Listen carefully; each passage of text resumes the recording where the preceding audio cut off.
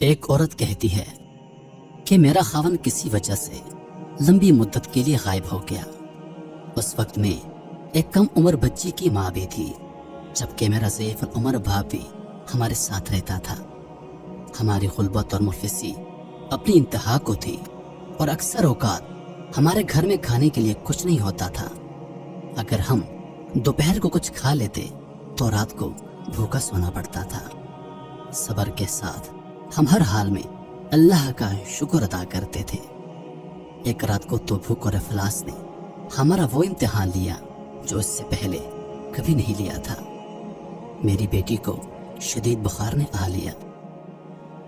بچی کا بخار اتنا شدید تھا کہ مجھے اپنی اور اپنے والد کی بھوک بھول گئی۔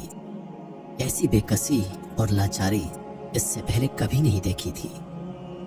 بے قراری حد سے بڑی تو مجھے اللہ تبارک و تعالیٰ کا یہ قول یاد آ گیا کہ بھلا کون بے قرار کی التجا قبول کرتا ہے جب وہ اس سے دعا کرتا ہے، اور کون اس کی تکلیف کو دور کرتا ہے۔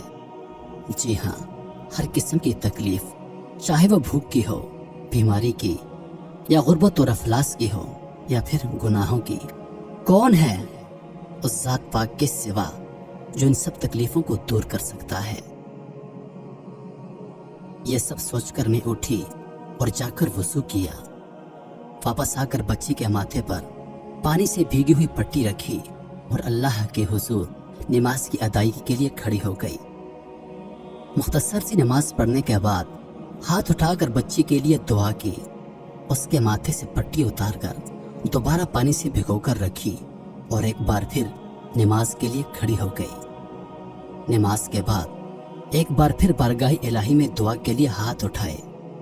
دعا سے فراغت پر پانی کی پٹی تبدیل کی اور دوبارہ نماز کے لیے کھڑی ہو گئی۔ یہ عمل میں نے کئی بار دہرایا۔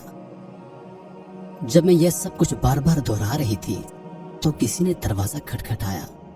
میرا باپ اور میں حیران ہو گئے کہ بھلا رات کے اس پہر کو کون ہمارے گھر آ سکتا ہے۔ میرے والد نے پوچھا، دروازے پر کون ہے؟ تو جواب آیا کہ میں ڈاکٹر ہوں۔ میں اور میرا والد ہم دونوں ایک دوسرے کو حیرت سے دیکھ رہے تھے کہ بھلا اس کو کس نے بلا لیا ہے۔ میرے والد نے جا کر دروازہ کھولا۔ ڈاکٹر نے آتے ہی پوچھا کہ مریضہ کدھر ہے۔ ہم نے سادگی سے بچی کی طرف اشارہ کر دیا۔ ڈاکٹر نے بچی کو چیک کیا، کاغذ پر ایک نسخہ لکھ کر میرے ہاتھ میں تھماتے ہوئے بولا، لائیے میری فیس دیجیے، میں چلتا ہوں۔ میں نے آہستگی سے جواب دیا کہ ڈاکٹر صاحب، ہمارے پاس تو آپ کو دینے کے لیے کچھ بھی نہیں ہے، بلکہ ہمارے گھر میں تو کئی دن سے کھانا بھی نہیں ہے۔ میرا یہ جواب سنتے ہی ڈاکٹر غصے سے دھاڑتے ہوئے بولا، اگر دینے کے لیے فیس نہیں ہے تو مجھے آدھی رات کو فون کر کے کیوں بلایا؟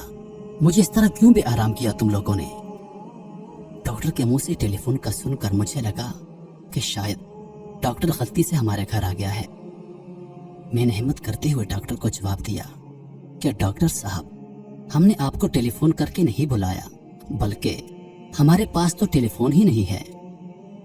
یہ سن کر ڈاکٹر نے مجھ سے پوچھا، تو اچھا کیا یہ فلاں شخص کا گھر نہیں ہے؟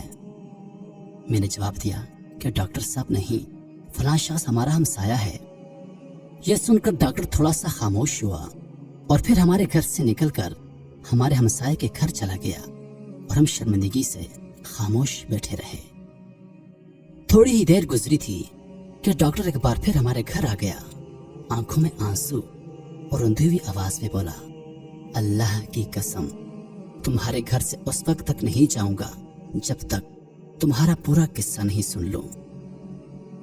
میں نے ڈاکٹر کو اپنا پورا قصہ سنا ڈالا کہ کس طرح میں بچی کے ماتھے پر پانی کی پٹیاں رکھ رہی تھی اور اللہ کے حضور دعا مانگ رہی تھی۔ ڈاکٹر جلدی سے اٹھا اور باہر چلا گیا اور کچھ دیر کے بعد ہمارے لیے رات کا کھانا اور بچی کے لیے دوائیں اور کچھ گھریلو ضروریات کا سامان لے کر آیا۔ ساتھ ہی اس نے ہمیں بتایا کہ اس کی طرف سے ہر مہینے ایک تنخواہ ہمیں اس وقت تک ملتی رہے گی جب تک اللہ چاہے گا۔ جی ہاں، یہ اللہ پر بھروسے کی کہانی ہے۔ میرے محترم عزیزو، چاہے جیسے بھی حالات ہوں، ہمیں اللہ پر بھروسہ کرنا چاہیے۔